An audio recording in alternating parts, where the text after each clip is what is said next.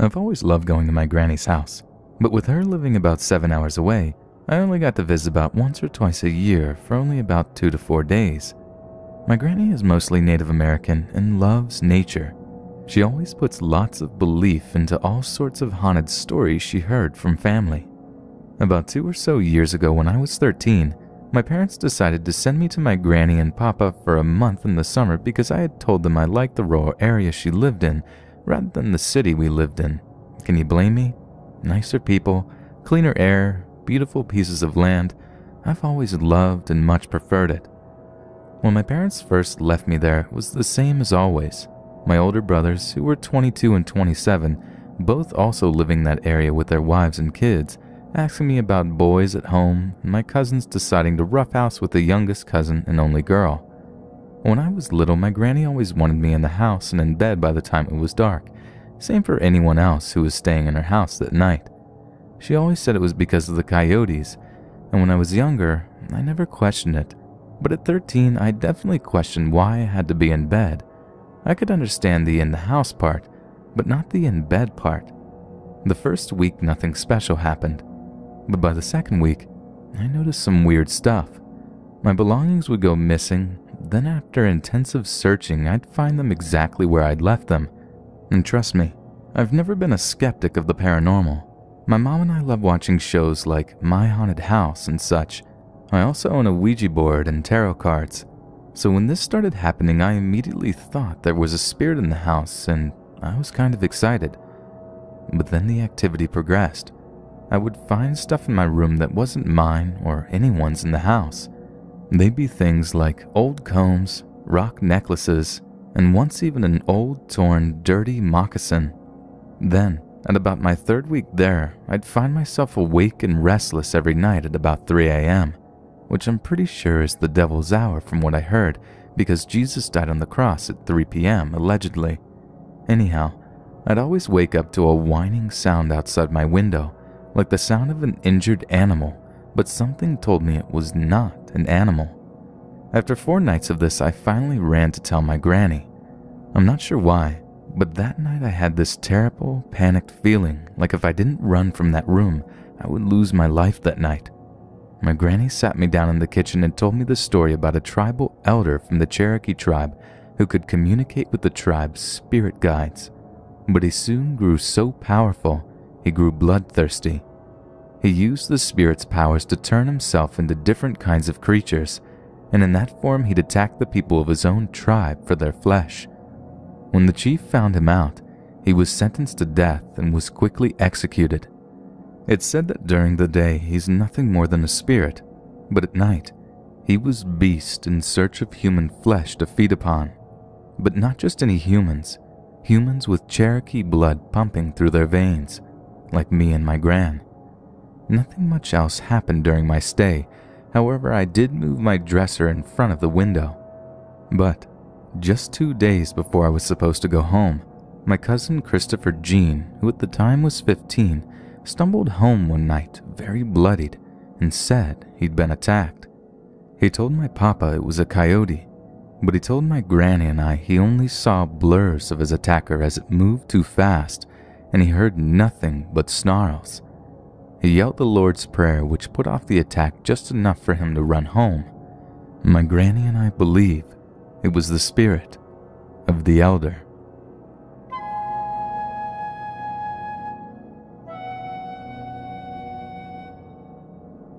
To begin this story, and to give a little insight about me, I'm 18 years old and I grew up in Michigan. I have lived in the country for as long as I can remember. On one particular hot summer weekend, me and a couple of friends of mine, including my boyfriend, let's call him Tony, and my older brother, let's call him Brad, we decided that we were going to go camping for the weekend. We figured why not, it was such a nice warm week. Tony's parents had owned a cabin way out in Ludington, surrounded by a huge wooded area with a personal lake and no neighbors for at least 4 miles in any direction. But being stupid teenagers, we thought about the isolation as a good thing, more privacy. All we were ready for was to party like any normal teens would be. Well, after we got there and set up for about 2 hours, our fun started. Tony's friends brought tons of alcohol and weed to last us for the whole weekend, so we wouldn't be bored since we had no cellular service and only movies to watch. Before we knew it, it was 12 midnight and it was pitch black out, so we got a big bonfire going. It was a total of 6 people including me and Tony out there. As we talked and laughed about upcoming events in our lives, we were so distracted that we didn't even notice that my brother had literally frozen his eyes onto one section of the woods. Now, keep in mind, at the time we were all intoxicated and high. Eventually, our talking ceased when Tony realized his friend and my brother had an emotionless expression. "Hey, dude, you alright?" he asked Brad. But there was only silence, no reply. Brad didn't even make any movements to indicate that he had heard him. After a few moments of awkward silence from Brad, I began to get a little freaked out. It took a lot to faze my brother, so it was very much unlike him to act like that. Eventually, I was the first to actually question what he was staring at. He wasn't even blinking, staring into one spot in the woods. I turned my head to follow his gaze the best I could, and when I finally saw what he was staring at, my heart sank. There, right freaking there, was what appeared to be a dog at first look. At least that's what I thought. I was assuming that it was some person's dog that wandered off, but then my brain kicked back in, and I remembered that we didn't have neighbors for miles. So how could there be a dog here? My mind was still racing, while Tony tried to get Brad to speak or even move.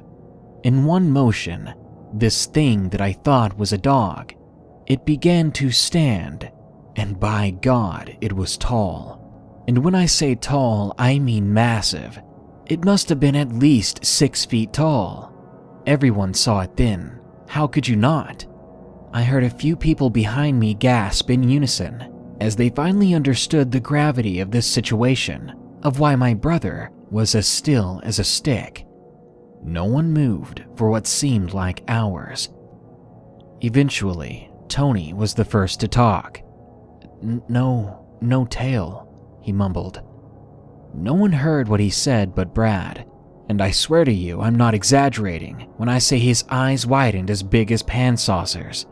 Seeing that expression on his face, that look of terror, it scared the hell out of me. "What did you say?" one of the girls asked behind me. "It has no tail," he repeated at her. My heartbeat seemed to stop in that moment, because he was right. Whatever that thing was, there was no tail on it. This was no creature I've seen before. Suddenly, my clouded alcohol mind cleared up in a fraction of a second, because my scared mind made a guess at what this thing was, and I suddenly understood why my brother was basically pissing himself. This thing, it was a skinwalker. My instincts kicked in right then and there, but before I could nope the hell out of there, that thing before us screamed an inhuman scream. That sound was enough to scare the hell out of everyone. My brother was the first to get out of his chair. He began to shout native words to the creature. I turned and solemnly told everyone else that we needed to get the fuck inside. No one questioned me when they saw how serious I was, especially Tony. He's never seen me so scared. I think we all understood that this was a bad situation. We all hightailed it into the cabin, with my brother in tow still shouting native words at the creature, which seemed to keep it at bay, while it gave us enough time to head inside. Once we were all inside, Brad followed, and he slammed and locked the door before turning all the lights off. He ran into the kitchen, opened an old dusty drawer, then pulled out these ceremonial ashes, which he started to sprinkle on the doors and windows while chanting. Of course, the whole situation was so bizarre, we were all petrified, and a few of us were in tears. After he was done, no one said a word, and for the longest time we were silent. We were all just in shock. At one point, he grabbed our dad's pistol, and he had it posted by him for hours. Everyone was entirely too shaken up to even question what just happened. We must have fallen asleep at one point, because when I woke up, my brother was packing all our stuff into the 2 cars. I understood why. We had Navajo heritage. We knew what we were dealing with. We knew it would be back, and it might not be alone. Before we left, I did a blessing on the cabin, speaking a few calming words in my native tongue, and I tried my best to calm the still very freaked out girls as we loaded up into the cars. To this day, we still haven't explained exactly to our friends what happened that night, what we saw. Then again, they never wanted to ask.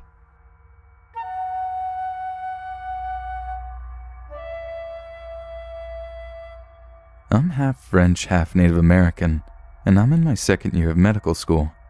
I know I'm pretty young, but I look a lot older than I actually am. Most people think I'm 19 or 20. As much as I hate to admit it, I'm from an extremely wealthy family. Both sets of grandparents are old money, and my parents own a highly successful company. My parents are gone on business most of the time, so they insist on me having a bodyguard. I absolutely hate this, but my older brother can give me permission to go places without my bodyguard, so I'm grateful for that. I was meeting up with my best friend and a couple of my other close friends at a local coffee shop to study and talk. I managed to convince my older brother to let me go without a bodyguard. That was a bad decision. I was waiting for my friends at the coffee shop, hanging out at a table in the corner, scrolling through Tumblr and working on calculus problems, when this guy approaches me. "Hey, this seat taken?"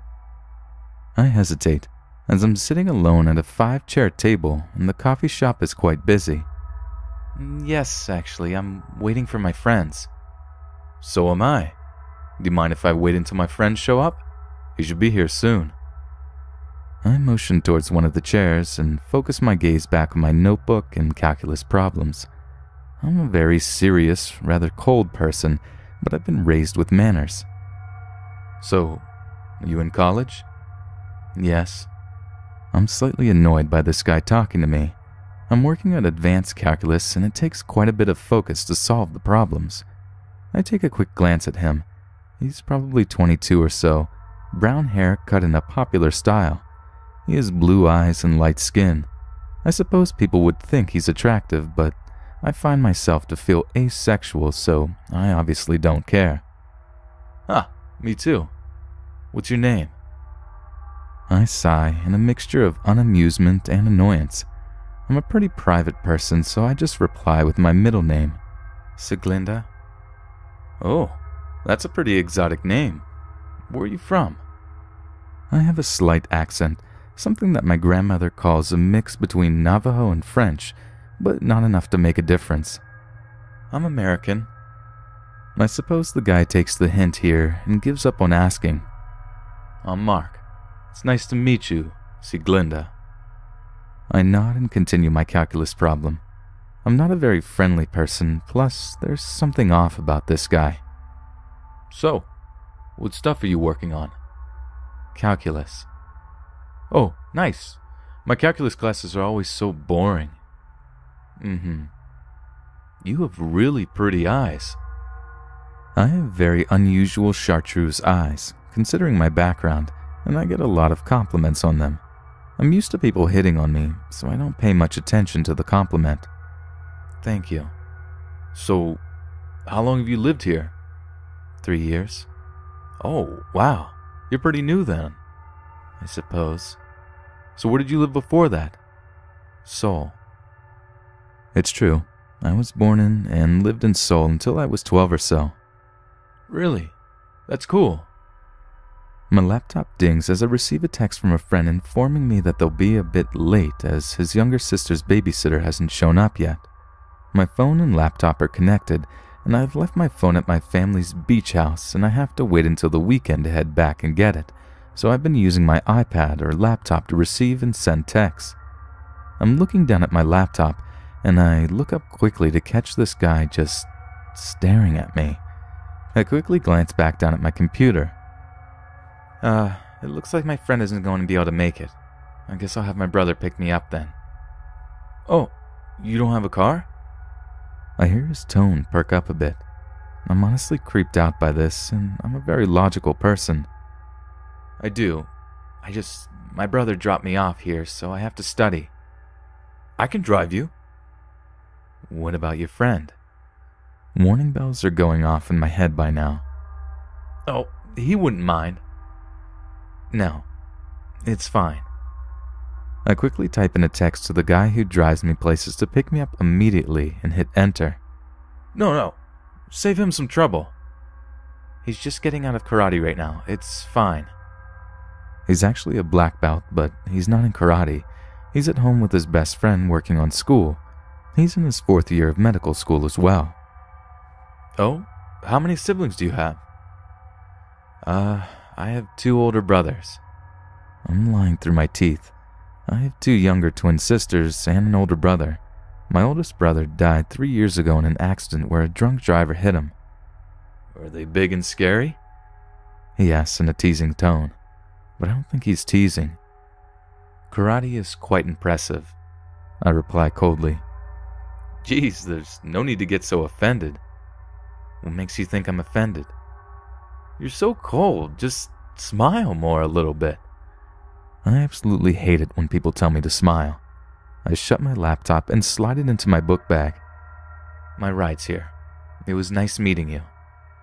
My parents are classy. Creepy or not, I'll be polite to him. I slide my notes into my notebook and put it into my book bag. I also sketch, and I'm pretty decent at it. I've been watching this show. You may have heard about it before since it started airing. It's called Kuro Shitsuji. My best friend is half Japanese, half Korean, and he's the one who got me into it, as well as one of the characters having the same name as me. I watched it a lot when my brother died, and as cheesy as it sounds, it helped me through a lot. In fact, that's why I mostly draw. It shocks me when the guy holds up my notebook filled with random sketches. Where the hell did you get that? I snap, reaching for it. You dropped it on the floor. He hands it back to me. You're great at art. What else do you draw? I stuff the notebook in my bag while glaring at him. Hey, no need to get offended. You're a great artist. What exactly are you drawing? I suppose he could have snatched the sketchbook while I was working on calculus and flipped through it while I wasn't looking, but it's still strange. By this time my driver has arrived and I spot the familiar black Rolls Royce with tinted windows and breathe a sigh of relief. My ride's here. Goodbye. I walk towards the door, and unsurprisingly, he follows me. I grab the door and pull it open. Is that your ride? He asks in a slight tone of shock, looking at the black vehicle I'm heading towards. If I'm not wrong, I see a quick smile spread across his face for a moment. I don't really care if he sees the car. We have a lot of different cars, and if I wanted to, he'd never see that car in town again. I walk over, and before my driver can open my door, I pull the car door open and quickly direct him not to drive home yet and make sure the guy doesn't follow me in French before sliding into the seat and slamming the door shut. This guy proceeds to rip my door open and exclaim, So what? You think you're just going to ignore me like that? I was briefly in shock, but before he had a chance to escalate things any further, my driver had him subdued in a standing Kimura. She'll be leaving now, my driver says as he releases his grip, closing my door and returning to the driver's seat. I could see the boy grabbing his shoulder in pain, flipping us off as we drove in the distance. You really know how to pick them, ma'am, my driver says with a smirk. It seems like they always pick me, I respond, smiling and returning to my notes.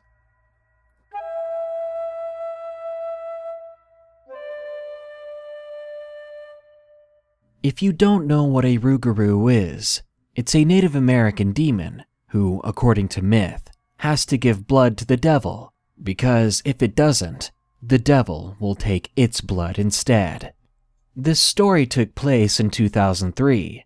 My girlfriend and I, let's call her Yvonne, along with several of our friends and their wives, went out camping in the woods. We were out there for about 5 days. The first day was fine and everything was pretty normal, as was the second day. We were just having a good time. But by the third day is when everything went downhill. We were all sleeping in our tents that night, until I heard rustling outside. Now, we all slept in different tents with our significant others. As such, I thought it'd be fun to give each tent a walkie-talkie. That way, we wouldn't have to call out to each other to talk or exit the tents in case of emergency. So immediately, when I heard this strange rustling sound, I got on the walkie and I asked Doug and Chad if, from their separate tents, if they could hear the noise in the woods. They said yes, almost cutting me off, because apparently they were about to ask me the same thing. So we guys decided to meet outside the tents to see what was going on. Before I exited mine, I made sure to grab my rifle. Outside, we met up toward the center of the campsite. By then, the noise seemed to be getting closer. It seemed like the sound was heavy. It sounded more like another person in the woods rather than some animal of the night. This worried me more than anything. We walked over, quietly, trying not to make a noise, when right out of the blue, we heard this nightmarish screaming. But this sound was coming from behind us. We immediately turned around by instinct to see what that noise was. I felt goosebumps all over my body, even before I saw what it was. At first, I honestly thought it was another person, because it looked like an older woman, someone who definitely shouldn't have been in the forest this time of night. But it only took a few moments for me to realize that this was no person. Her skin was far too pale, and it looked like it was rotting right off of her body. And then I saw her legs, which were veiny and bent backwards, and they seemed to end in claws rather than feet. My mind and body seemed to give out. I almost dropped my gun before I remembered that I had it.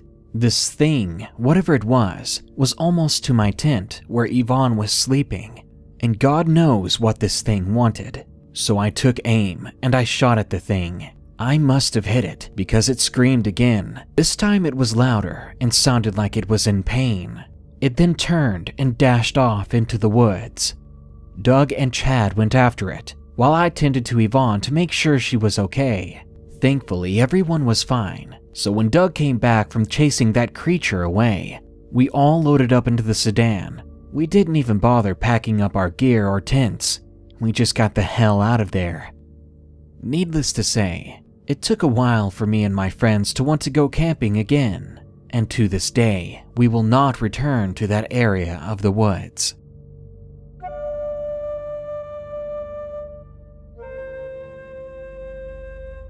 I live on the Menominee Reservation in Wisconsin. Growing up around here, paranormal and mysterious activity is something that most of us, and honestly probably Native Americans in general, have grown accustomed to. We all have our own local police force, and I was told this story through one of the police officers who had been employed there for quite some time. He will stay anonymous for privacy reasons. So how our reservation is laid out is there are a lot of tribal housing areas and a ton of woods and trees, basically what the tribe is known for. There was a night where this officer and his partner were called to an initially thought domestic violence call. It is a pretty normal thing around here, unfortunately. So the individual who made the call explained that they could hear people screaming, fighting, breaking and shattering glass within this residence, so the two officers rushed over to the alleged residence, and as they approached the house, they too could hear the screaming, kids crying, and the place basically being destroyed from inside. The officers had to engage and try to stop the violence. As they knocked on the door, they could still hear the ruckus, so they had to bust the door down for safety reasons, and when they entered the residence, it was completely dark, and the officers had flashed their lights everywhere and couldn't find a single piece of evidence that anything violent had taken place, and the entire residence was empty. Both of the officers had left and were extremely creeped out from this experience, and don't really talk about it from the best of my knowledge. And to be completely honest, it really surprised no one around the town, considering creepy experiences are a normal thing around here. I hope I have more opportunities to share creepy stories from around this dark heritage.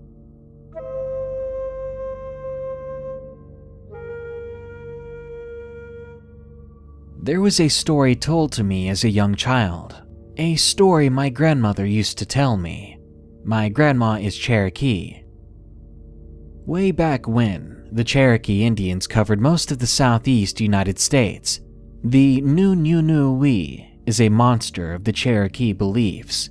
It is described as a human-like being with a skin as hard as stone, of which no weapon can pierce.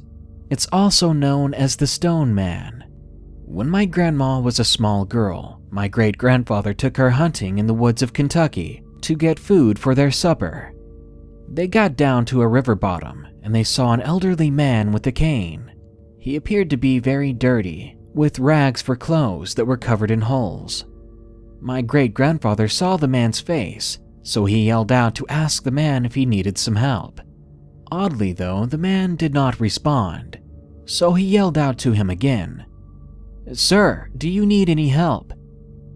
The man still did not say a word. Then, out of nowhere, a large deer came running towards my grandma and my great-grandpa. My great-grandfather grabbed my grandma and the deer ran past like he didn't see a thing. And to make matters weirder, the elderly man finally turned around and spoke, but this is what he said. "I like that little girl." That's when my grandma began to cry, praying to God that everything would be okay. The next thing she knew, the man had pulled out a gun and he began to shoot towards my grandma and great-grandfather. His skin began to turn a gray color like the rocks on a stone path. The elderly man yelled again, "When I catch you, I'll eat you, then lay you down to die." My grandma was bawling her eyes out when suddenly my great-grandfather's dog, Tuiki Leo, came running down at full speed and began to bite the man. From there, my grandma could hear the gnashing of the dog's teeth. The dog didn't even leave a mark, and it sounded like the dog was chewing on a rock. The elderly man smiled with this dog attacking his arm, and that's when whatever this man was picked up the dog that was biting him, and he began to chew on him. My great-grandfather, a big and powerful man in his day, who was known to never be scared of anything, had a look of dread and terror in his eyes. He picked up my grandma right away and ran back through the forest, taking her away from that man, from that disturbing scene. But only a few minutes later, they heard very loud, very heavy footsteps behind them. When they reached the edge of the forest, they took one look back behind them, and there was the man, the same distance he was before. He had a bloody smile on his face, and he was laughing. He was still holding the dog.